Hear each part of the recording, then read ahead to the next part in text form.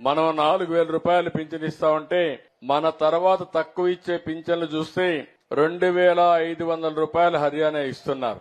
అంటే మనం ఇచ్చేది అన్ని రాష్ట్రాల కంటే ధనిక రాష్ట్రాల కంటే ఎక్కువ ఇస్తున్నామంటే అది పేదవాళ్లపై నుండే అభిమానం.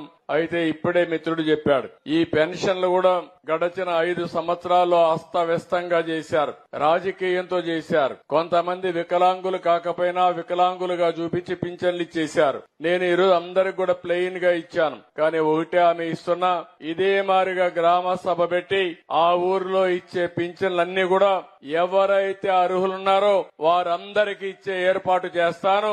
అక్టోబర్ నెల మొత్తం ఈ కార్యక్రమానికి కేటాయిస్తాం. వాళ్ళ ఆర్థిక పరిస్థితులేంటి, వాళ్ళ యొక్క కొంతమంది దివ్యాంగులుంటే ఎలాంటి దివ్యాంగులు వాళ్ళ 6,000 రూపాయలకి ఎలిజిబిలిటీ ఉందా, 8,000 రూపాయలు 10,000 రూపాయలు ఇస్తున్న 10,000 రూపాయల లేకుంటే 15,000 రూపాయలు ఇవ్వాలని అధ్యయనం చేసి మొత్తం వారందరికీ కూడా న్యాయం చేస్తాను. కొన్ని దిక్కలు నేను చూశాను, డాక్టర్లను కూడా గట్టిగా చెప్తున్నా, మీరు అడగరని తప్పులు ఎక్కువ చేస్తే వికలాంగులు కాని వాళ్ళకు కూడా పింఛన్లు రికమెండ్ చేస్తే మీ ఉద్యోగానికే ప్రమాదం ఉంటుంది.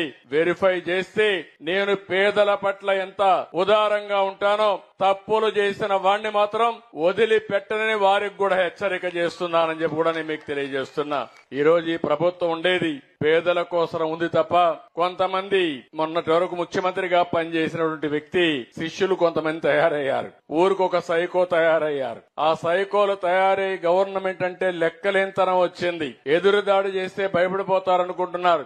నేను ఎదురు దాడి చేస్తే భయపడను, తాట తీస్తాను తప్పు చేసిన వాళ్ళని మరొక్కసారి హెచ్చరిస్తున్నా.